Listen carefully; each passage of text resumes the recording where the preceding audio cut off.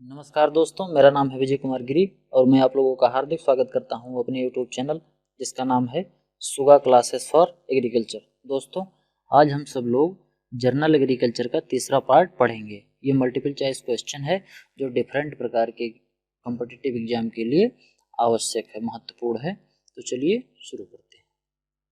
देखिए, पहला क्वेश्चन क्या है।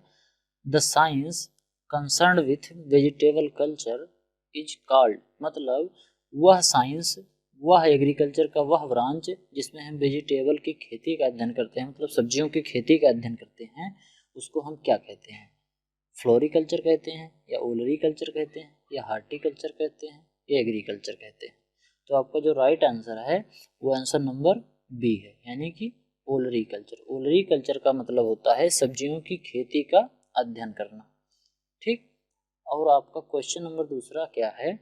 Which of the following element is almost non-essential for plant? निम्न में से कौन सा ऐसा एलिमेंट है जो लगभग नॉन एसेंशियल है, मतलब जिनकी आवश्यकता नहीं है, लगभग उसकी आवश्यकता नहीं होती है। ठीक। तो आपका ऑप्शन है कैल्शियम, मोलिब्डेनम, जिंक या सोडियम। ठीक। जो आपका राइट आंसर है, राइट आंसर क्या है, राइट आंसर है डी, यानी कि सोडियम। सोडियम क्या है, ये नॉन एसेंशियल एलिमेंट है।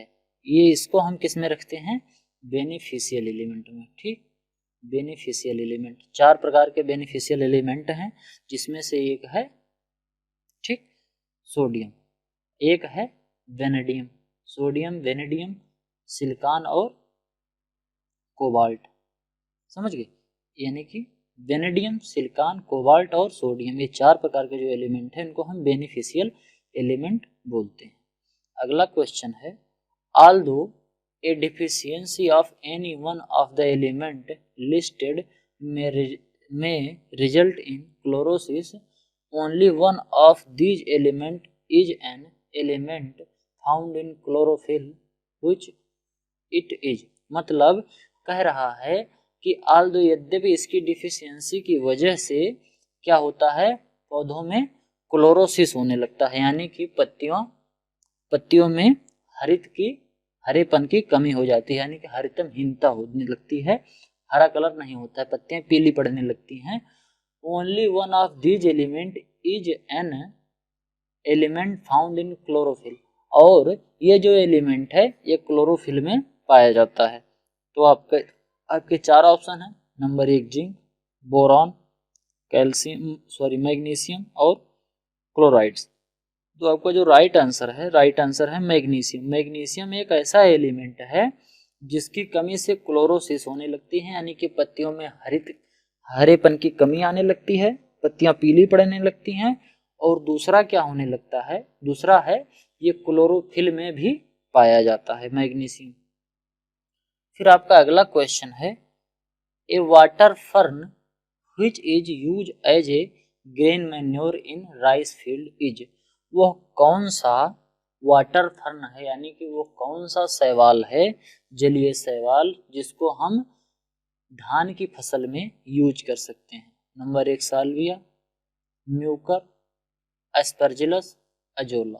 तो आपका जो राइट आंसर है वो है ऑप्शन नंबर डी, यानी कि एजोला। एजोला को हम जब डालते हैं धान में, तो धान की फसल में, तो हमारा जो प्रोडक्शन है लगभग 30% बढ़ जाता है। ठीक। अब अगला क्वेश्चन है, green manure plant used by farmer mainly belong to. जो ग्रीन मैन्योर क्रॉप है, यानी कि जो हरित वाली क्रॉपें हैं, ग्रीन मैन्योर यानी हरी खाद वाली क्रॉप है, इसको किस फैमिली में रखा जाता है मुख्यतया। Option A Compositae, option B Leguminosae, option C Solanaceae, option D Poaceae. तो आपका जो राइट आंसर है वो है लेगुमिनेसी, यानी कि दलहनी फसल, जैसे लोबिया हो गया, मटर हो गया, बरसीम हो गया, ढैंचा हो गया, सनई हो गया। ये सब जो क्रॉपें हैं इनको हम हरी खाद के रूप में उगाते हैं। तो ये सभी किस्में हैं दलहनी फसल हैं, यानी कि लेगुमिनस क्रॉप। अब अगला क्वेश्चन है, major food crop of the world belong to. मतलब ज़्यादातर जो खाद्य फसलें हैं वो किस फैमिली को बिलोंग करती हैं? Number 1 Leguminosae, number 2 Gramineae, number 3 Solanaceae और नंबर 4 क्रूसिफेरी। तो जो आपका राइट आंसर है वो आंसर नंबर बी है, ग्रेमिनी। ठीक, ग्रेमिनी को हम पोएसी भी कहते हैं। तो ये जो फैमिली है अनाज वाली फसलों के लिए सबसे मेजर फसल है। ये लेगुमिनेसी जो है वो दलहनी फसल को कहते हैं और सोलोनेसी क्रॉप में मिर्च, बैगन, आलू ये सब क्रॉपें आती हैं। ठीक, क्रूसिफेर में कोहड़ा, कद्दू, लौकी ये सब चीजें आती हैं। ठीक, करेला, तोरई, ठीक, तो ये सब चीजें इसमें ज्यादा आती हैं क्रूसिफेरी में। कद्दू और ये फिसले इनको हिंदी में कहते हैं। फिर अगला क्या है, the principal cereal crop of India is, मतलब कि मेन जो सीरियल क्रॉप है यानी कि अनाज वाली फसल है इंडिया में वो कौन सी है? Option A wheat, option B rice, option C barley, option D sorghum. तो आपका जो राइट आंसर है वो क्या है? ऑप्शन नंबर बी यानी कि राइस। जो राइस है ये क्या है? प्रिंसिपल सीरियल क्रॉप है इंडिया की। और वर्ल्ड की सबसे ज्यादा कौन सी क्रॉप है? वर्ल्ड में है वीट। पूरी दुनिया में गेहूं है, भारत में क्या है? धान है। अगला है bio herbicides have been recommended. Bio herbicide जो होता है उसको कब रिकमेंड किया जाता है? बायो हर्बिसाइड का मतलब होता है वे जीव जो खरपतवारों को नष्ट करने का काम करते हैं। ठीक, जैसे हमारी फसल में खरपतवार लग रहा है तो उसको हम अगर नष्ट करने के लिए किसी सूक्ष्म जीव का या किसी कीड़े मकोड़े का प्रयोग करते हैं कि वो उसको पौधे को खा लें या नष्ट कर दें किसी तरीके से, तो उसको हम कहते हैं बायो हर्बिसाइड। तो ये क्यों रिकमेंड किया जाता है? टू प्रिवेंट इको डिग्रेडेशन के लिए, या because of their ready ability के लिए, because of their cheap rate के लिए, या बिकॉज ऑफ देयर अवेंडेंस के लिए। तो आपका जो राइट आंसर है वो इको डिग्रेडेशन के लिए, क्योंकि ये इको डिग्रेडेशन करते हैं। ये इको डिग्रेडेशन को प्रिवेंट करते हैं, यानी कि जो वातावरण में प्रदूषण को रोकते हैं। सिंपल भाषा में ऐसे समझो कि जो बायो हर्बिसाइड हैं इनको डालने से ना तो अनाज पे कोई फर्क पड़ेगा, ना तो फसल पे कोई फर्क पड़ेगा, और ना ही उसको खाने वाले को, ना किसी और एनवायरमेंटल फैक्टर को कोई फर्क पड़ेगा। समझ गए? तो ये इको होते हैं, इको फ्रेंडली होते हैं ये हर्बिसाइड, जो बायो हर्बिसाइड होते हैं। फिर अगला क्वेश्चन है, which one of the following is a natural insecticide. निम्न में से कौन सा एक प्राकृतिक इंसेक्टिसाइड है? पहला है पायरेथ्रम और दूसरा क्या है? निकोटीन। तीसरा है दोनों और चौथा है दोनों में से कोई नहीं। तो आपका जो राइट आंसर है वो आंसर नंबर सी, बोथ, ए और बी। पायरेथ्रम और निकोटीन ये दोनों इंसेक्टिसाइड हैं। ये निकोटीन जो होता है तंबाकू से पाया जाता है और पायरेथ्रम भी एक प्रकार का इंसेक्टिसाइड है जो किससे पाया जाता है? धतूरे से पाया जाता है। शायद में, देखो कंफर्म याद नहीं आ रहा हमको किससे पाया जाता है, लेकिन शायद में ये धतूरे से है। इस समय हमारे दिमाग से थोड़ा स्किप कर रहा है। अगला क्वेश्चन है, the process by which nutrient, chemical और contaminants are dissolved and carried away by water or are moved into a lower layer of soil। मतलब वह कौन सी प्रोसेस है जिसमें न्यूट्रिएंट, केमिकल या कंटामिनेट्स डिजॉल्व हो जाते हैं पानी में और ये चले जाते हैं कहाँ? लोअर लेयर में। समझ गए? जो प्रोसेस होती है इस प्रोसेस को क्या कहते हैं? मल्चिंग कहते हैं, या डिजर्टिफिकेशन कहते हैं, या इंसेनरेशन कहते हैं, या लीचिंग कहते हैं। तो आपका जो राइट आंसर है आंसर नंबर डी, लीचिंग कहते हैं। समझ गए? लीचिंग का मतलब होता है कि पानी में तत्वों का घुल जाना या कंटामिनेट्स का घुल जाना, और घुलने के बाद ये पृथ्वी की ऊपरी परत से पृथ्वी के नीचे चले जाना, पृथ्वी के अंदर रिसकर चले जाना, इसको हम कहते हैं लीचिंग। ठीक, इसमें एक टर्म है मल्चिंग। मल्चिंग क्या कहते हैं पृथ्वी की ऊपरी परत को, खेत की ऊपरी परत को ढक देना। समझ गए? जैसे मान लो हमने आम लगा दिया, तो आम लगा दिया तो आम के बीच बीच में जहाँ जहाँ फिर हमें मिट्टी दिख रही है, वैसे जहाँ पे आम नहीं लगा है तो उसके बीच बीच में हम क्या करते हैं, चाहे पॉलीथीन से या हम घास घास से या पुआल से, भूसे से, इसी चीज से हम ढक देते हैं। तो इस ढकने की प्रक्रिया को क्या कहते हैं, मल्चिंग कहते हैं। इससे हमें खेत में पानी भी कम देना पड़ता है, क्योंकि पानी का इवापोरेशन कम हो जाता है, और चूंकि मिट्टी हमेशा ढकी रहती है तो खरपतवार भी नहीं उगते हैं। डेजर्टिफिकेशन होता है डेजर्ट का बढ़ना।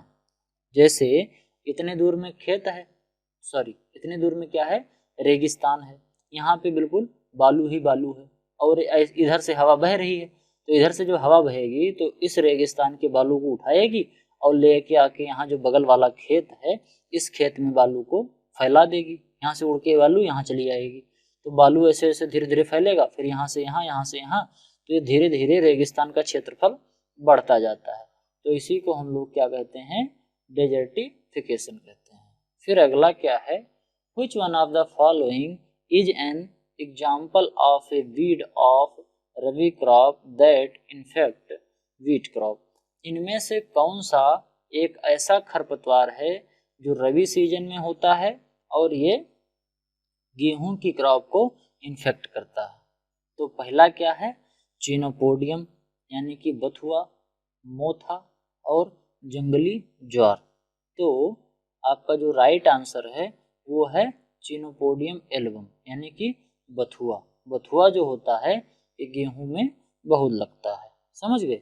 और ये जो मोथा होता है ये मोस्टली हमें जायद की क्रॉप में और खरीफ की क्रॉप में ज़्यादा देखने को मिलता है। बरसात के समय में मोथा ज़्यादा होता है, समझ गए। और ज्वार भी बरसात के समय में ही होता है, समझ गए। फिर अगला क्वेश्चन है, first bio insecticide developed commercial scale was, मतलब कि कौन सा बायो इंसेक्टिसाइड है जिसको कॉमर्शियल स्केल पर डेवलप किया गया, विकसित किया गया व्यापारिक तौर पर। तो राइट आंसर जो आपका है वो डीडीटी। डीडीटी एक प्रकार का बायो इंसेक्टिसाइड है जिसको डेवलप किया गया था सबसे पहले कॉमर्शियल स्केल पर, ठीक। फिर अगला है नोरेंटेन, ये क्या लिखा है, 10 लिखा है, ठीक। नोरेंटेन जो जीन है ये जापान में डेवलप किया गया था, और ये किस चीज का जीन है, वीट का है कि राइस का है कि मेज का है, या डिजीज रेजिस्टेंट जीन है राइस का। ड्वार्फ जीन है वीट का, या ड्वार्फ जीन है राइस का, या ड्वार्फ जीन है मेज का, या डिजीज रेजिस्टेंट जीन है राइस का। तो आपका जो राइट आंसर है, answer number A, dwarf gene है ये वीट का, यानी कि गेहूं की बौनी प्रजाति करने वाला जीन है। ये वह जीन है जिसकी वजह से गेहूं बौना हो जाता है, समझ गए। नोरेंटेन जीन ये बहुत इंपॉर्टेंट है। और जो धान है, धान में डिजीबू जीन होता है, ठीक, डिजीबू, डिजीबू, ठीक। तो ये जो डिजीबू जीन होता है ये ड्वार्फ जीन ऑफ राइस के लिए रिस्पॉन्सिबल होता है।